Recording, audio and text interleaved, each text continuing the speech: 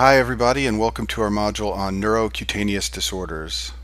Neurocutaneous disorders are also known as phacomatoses, and these are a number of rare genetic disorders that involve mainly the skin, nerves, and eye. That's why they're called neurocutaneous. Although, as we'll see later in this video, sometimes other structures are involved in particular disorders like the bones or the kidneys. And the idea here, and what you want to understand about these disorders for step one, is that most of the structures involved in neurocutaneous disorders are structures that come from the ectoderm.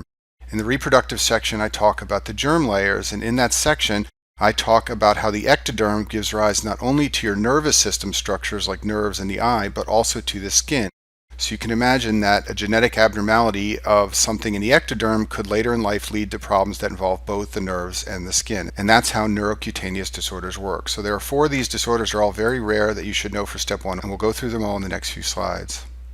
We'll start by discussing neurofibromatosis, which is a familial cancer syndrome. It's a genetic disorder, it is autosomal dominant, and it involves mutations of two genes called NF1 or NF2, and they get their name because they're related to the disorder neurofibromatosis. NF1 is the most common type, that's what we'll spend most of our time talking about. And the hallmarks of this disorder are nerve tumors called neurofibromas and also skin and eye findings. The most common form of this disorder, neurofibromatosis 1, is also called von Recklinghausen disease. It's a mutation of the NF1 tumor suppressor gene found on chromosome 17. This gene encodes for a protein called neurofibromin, which is a tumor suppressor protein. The normal role of neurofibromin is to restrict a growth protein called RAS, so when there's a mutation and there's abnormal neurofibromin, this leads to RAS overactivity, and that can lead to uncontrolled cell growth. This disorder is autosomal dominant with 100% penetrance. That means all gene carriers have disease, and the children of an affected individual have a 50% chance of disease. However, you should know that this disorder is famous for the genetic phenomena called variable expressivity. This means that not all affected patients have the same severity of disease. Some have mild features and others have severe features. This is the phenomena of variable expressivity. It's called neurofibromatosis because patients with this disorder develop neurofibromas. These are benign tumors of nerves, and they often develop in cutaneous nerves, and that leads to these bumps on the skin. If you ever meet a patient with this disorder, and I've met one or two in my career, it is very, very disfiguring because of these neurofibromas, these bumps all over their body, including their trunk and their face.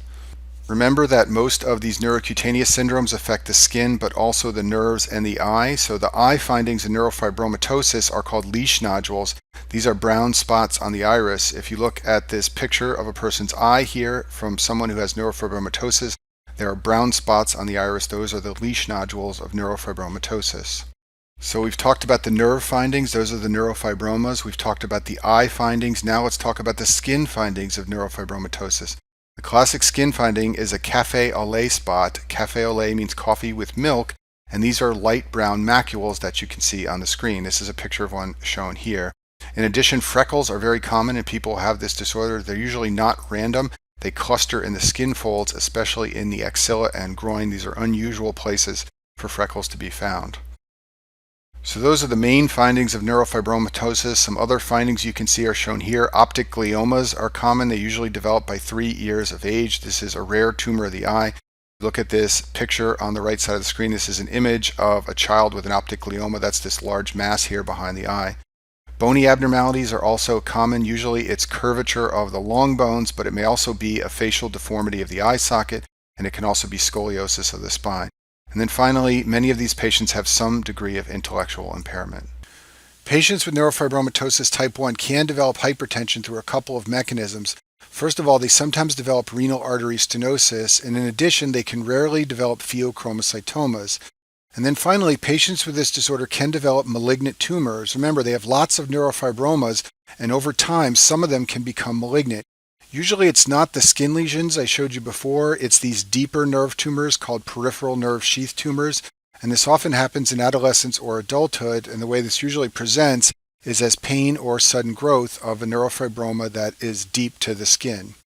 Shown on this slide are the diagnostic criteria for neurofibromatosis. You don't need to memorize this, but all of these criteria should make sense to you. Patients to have a formal diagnosis of neurofibromatosis must have 6 or more café au lait spots, 2 or more neurofibromas, freckles in the axilla or groin. Remember, those are the unusual locations for freckles. an optic glioma, 2 or more leash nodules in their eyes, or a bone lesion, or a first-degree relative with neurofibromatosis type 1. Most likely on your board exams they will describe an adult who has many of the features of neurofibromatosis, but just so you're aware, the features tend to evolve as a person ages in a typical fashion. First 2 years of life, people with neurofibromatosis develop cafe au lait spots, bony abnormalities, and optic gliomas. And in fact, the diagnosis of an optic glioma in a young child should prompt a workup for potential neurofibromatosis. From 2 to 6 years of age, that's when the eye findings, the leash nodules develop, and that's where the developmental delays become apparent. And then at adolescence or puberty, this is when the cutaneous neurofibromas occur. We'll just briefly touch on neurofibromatosis type 2. This is much less common than type 1. It is also autosomal dominant, however, it's a mutation in the NF2 gene. And the main feature of this disorder is central nervous system tumors. In particular, bilateral schwannomas are very common. Schwannomas are also called acoustic neuromas, and these occur in almost all patients who have neurofibromatosis type 2, and that's what you want to remember about this disorder. In addition, many of these patients develop meningiomas. In the neurology section, I talk about brain tumors, but I'll briefly review schwannoma here to help you remember it in terms of neurofibromatosis type 2. This is a malignancy of Schwann cells, which are glial cells of the peripheral nervous system. They are not neurons. Classically, the tumor is located to cranial nerve 8, and that's why it's called an acoustic neuroma, because the presenting signs and symptoms are often hearing loss, tinnitus, and ataxia. These are all features related to cranial nerve 8. And then on imaging, you will see a tumor present in the central nervous system. This is an example of one on the left. You can also see one on the right side of the screen. Moving on, our next neurocutaneous disorder is tuberous sclerosis. This is also a familial cancer syndrome, and the hallmark lesion of tuberous sclerosis is the hamartoma. Hamartomas are benign malformations of cells and tissue, and the cells and tissue resemble the tissue of origin. So for example, a lung hamartoma is made up of lung cells and lung tissue, but is disorganized and formed into a mass lesion. The same is true of hamartomas in other organs like the skin or the spleen or the heart. And one of the main clinical features of tuberous sclerosis that you should remember for board questions is seizures. That's because CNS hamartomas develop, and that's what leads to seizures. This is an autosomal dominant genetic disorder. However, new or de novo mutations account for 80% of cases. So many individuals with this disorder do not have a family history because they're the first person in the family to carry the genetic mutation. In addition, tuberous sclerosis has variable expressivity, so not all individuals in an affected family will have the same degree of disease. The genes that cause the disorder are labeled TSC1 or TSC2. TS stands for tuberous sclerosis. The TSC1 gene codes for a protein called hamartin. The TSC2 gene codes for tuberin.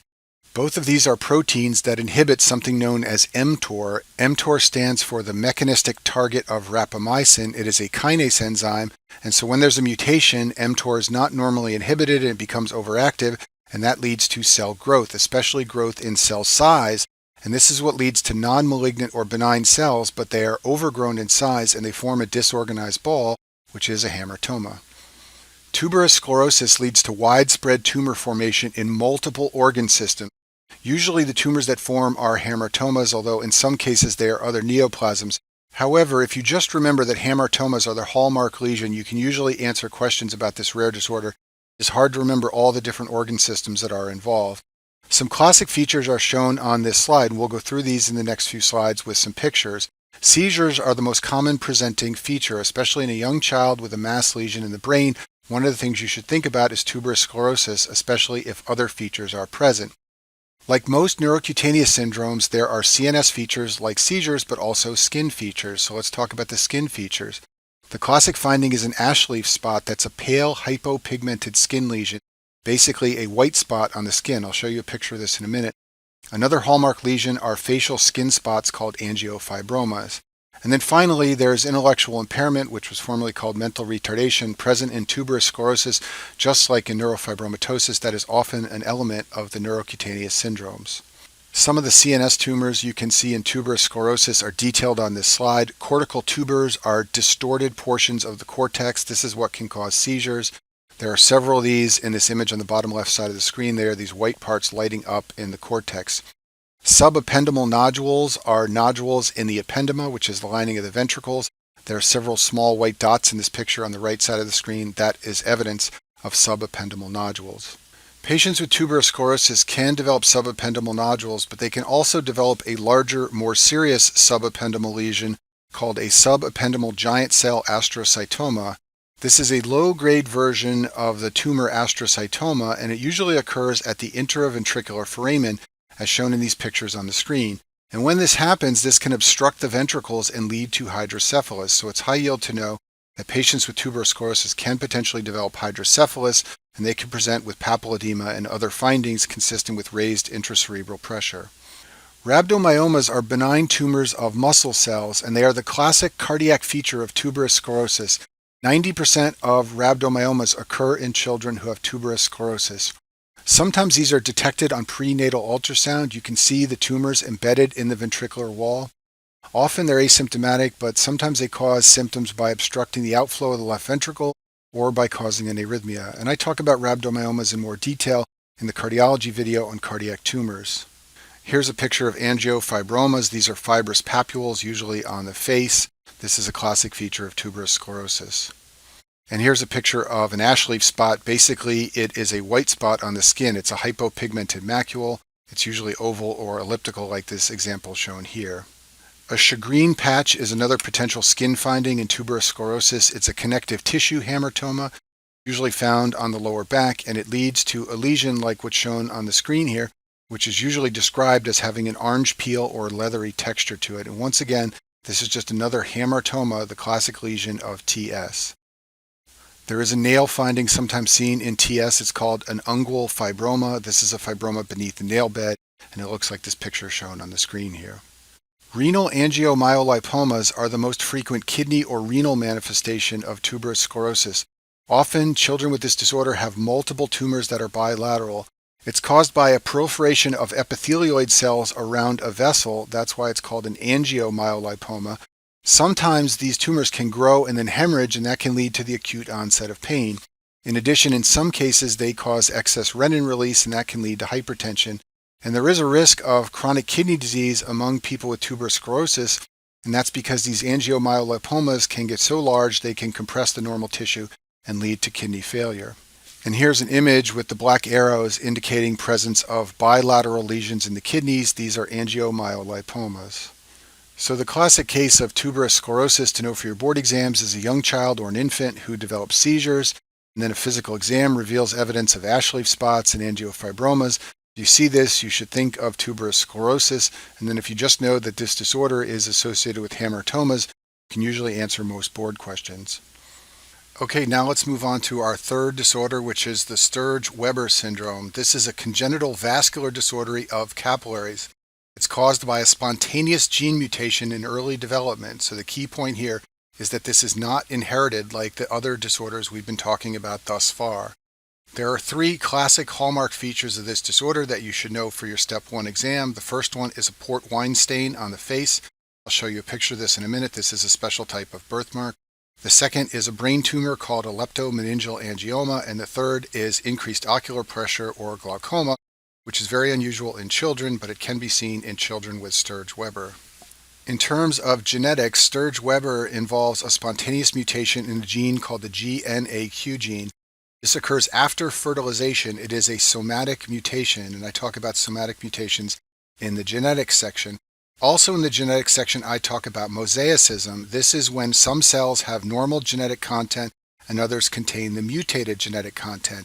And as I said before, the main underlying problem in Sturge-Weber is abnormal capillary formation and growth. This is a blood vessel disorder. The classic feature of Sturge-Weber, and the one that's usually most obvious even at birth, is the port wine stain, which is also called a nevus flammeus. This is a malformation of dermal capillaries and venules, and it occurs on the face in Sturge-Weber syndrome. It is usually unilateral, and it occurs in the first and second trigeminal area of the face, just like in this baby shown on the screen here. The reason this rash is present like this is because there is slow or low blood flow in the skin on that side of the face. This leads to these pink-red patches, and it's apparent at birth. It does not regress. It grows as the child grows. So one of the major problems in Sturge-Weber is the facial disfigurement. Now, just an aside, many children are born with a port wine stain. Most of those children do not have Sturge-Weber, but in terms of board exam questions, if you see a description of a child with port wine stain, this disorder is what you should think about. Second feature of Sturge-Weber is a leptomeningeal angioma. So the leptomeninges are the pia mater and the arachnoid matter in the brain and in the skull, and they're shown on the screen here. Your meninges are made up of your dura, your arachnoid, and your pia mater, and the arachnoid and pia mater are called the leptomeninges. An angioma is a capillary venous malformation. So in a leptomeningeal angioma, an angioma develops in the leptomeninges. This always occurs on the same side as the port wine stain. It's high yield to know that. And this may cause seizures. 80% of children born with Sturge-Weber will have seizures in their first 2 years of life. This can also cause focal neurologic deficits like hemiparesis. It can also cause headaches. Glaucoma in Sturge-Weber occurs in infancy or early adulthood. The exact mechanism is not clear. It may involve abnormalities of the angle of the anterior chamber. There's also evidence of elevated venous pressure in the episclera, and also some children with this disorder have hemangiomas in the choroid. But through whatever mechanism it occurs, glaucoma can lead to vision impairment if it's not identified and treated. So one thing you have to know when you're a pediatrician is if you see a newborn baby who has evidence of Sturge-Weber, one thing you have to do is send them for an eye evaluation. Usually we don't check children for glaucoma. It's mostly a disorder of the elderly, but this is one situation where it can occur in infancy or in young children. So the classic case to know for your boards is a newborn with a port wine stain. That newborn develops seizures. That newborn may have evidence of glaucoma. What they're describing is a case of Sturge-Weber. Our last disorder for this video is von Hippel-Lindau disease. This is another genetic cancer syndrome, and people with this syndrome develop multiple benign and malignant tumors in different organs. It's caused by a mutation in the VHL or von Hippel-Lindau gene, which is found on chromosome 3, and it encodes for the VHL tumor suppressor protein. For step 1 of your exams, it's high yield to know how this tumor suppressor protein works. It leads to ubiquitination of a protein called hypoxia-inducible factor. In the cell biology videos, in the video on translation of proteins, I talk about ubiquitination, which is a post-translational modification in which a protein called ubiquitin is added to other proteins, and it tags those other proteins for destruction in the proteasome. So if you have abnormal VHL tumor suppressor protein, ubiquitination will not occur, and as we'll see in a minute, cells behave as if they're hypoxic. This leads to blood vessel growth, and tumors involving blood vessels are very common in von Hippel-Lindau disease, as we'll see in just a minute. Here's a picture from the web to make this more clear. So when tissues are exposed to normal oxygen conditions or normoxia, the von Hippel-Lindau tumor suppressor protein binds to hypoxia-inducible factor, and that in turn binds to ubiquitin, and this leads to destruction of hypoxia-inducible factor so that it's not around. When you have hypoxia, von Hippel-Lindau protein releases hypoxia-inducible factor 1, and then it is not ubiquitinated, and it can go on to trigger the hypoxia-inducible gene, including many that lead to the growth of blood vessels. When you have von Hippel-Lindau disease, the von Hippel-Lindau protein is abnormal and it never binds to hypoxia-inducible factor. Therefore, the cell is going to always behave as if it's in a hypoxic environment, and genes are going to be transcribed that lead to blood vessel growth. And this is what happens in von Hippel-Lindau disease. If you know that, then it's easy to understand that in von Hippel-Lindau disease, patients develop multiple hemangioblastomas. These are clumps of capillaries. They are blood vessels that have undergone angiomatosis or excessive growth. On gross examination, they appear bright red because they're blood vessels. They're well circumscribed and they're benign, which means they don't invade or metastasize, but they can cause symptoms by compressing other structures or bleeding. They often occur in the central nervous system in von Hippel-Lindau disease. Rarely they can be seen outside of this disorder, but especially in a board question, if you hear about a hemangioblastoma, you should think of von Hippel-Lindau disease. And classic locations in the CNS are the cerebellum, spinal cord, and retina. And here's an image of the brain showing you one of these hemangioblastomas in the cerebellum.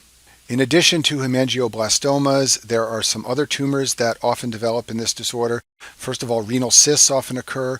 Many of these patients develop renal cell carcinomas. They are often bilateral because it's a genetic disease. And then finally, pheochromocytomas can also be seen in von Hippel-Lindau disease. If you just remember that the adrenal glands and the kidneys are close together, it's an easy way to remember that kidney and adrenal tumors like pheochromocytomas occur in von Hippel-Lindau disease. And I'll finish with this slide and just mention that von Hippel-Lindau disease is often held up as a classic example of the two-hit hypothesis. This means that cells require 2 hits in order to develop malignancy. I talk about the two-hit hypothesis in more detail in the genetics section, but by way of review, The two-hit hypothesis means that a disorder is caused by, first of all, one abnormal gene that's inherited and leads to a germline mutation so that every cell in the person's body has one mutated gene. However, for a while they have no symptoms because the other gene is normal and functioning. But then at some point in time, as a person ages, a second spontaneous mutation occurs in one particular cell, and that leads to disease. And there are other disorders that are held up as a classic example of the two-hit hypothesis. They all involve tumor suppressor genes. The other disorders are retinoblastoma. This is the disorder in which the two-hit hypothesis was first described. Other diseases mentioned in talking about the two-hit hypothesis are Li-Fraumeni syndrome and familial adenomatous polyposis. All of these are considered autosomal dominant disorders because you inherit one abnormal gene, and then when you get the second hit, you develop the disorder. In addition, the tumors in most of these disorders occur in late childhood or young adulthood. That's because even though you're born with one germline mutation, the other gene in all of your cells keeps working until you get a little bit older, and that's when that second hit occurs. And that concludes our video on neurocutaneous disorders.